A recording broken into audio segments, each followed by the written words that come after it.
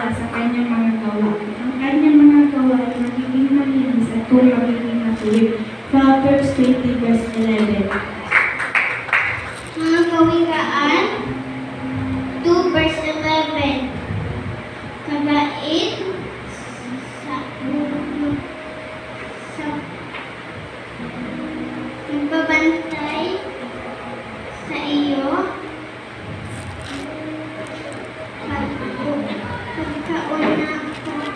pagkaunawa ay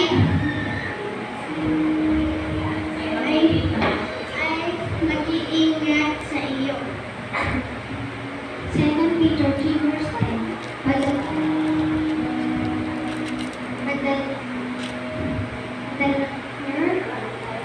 Padadala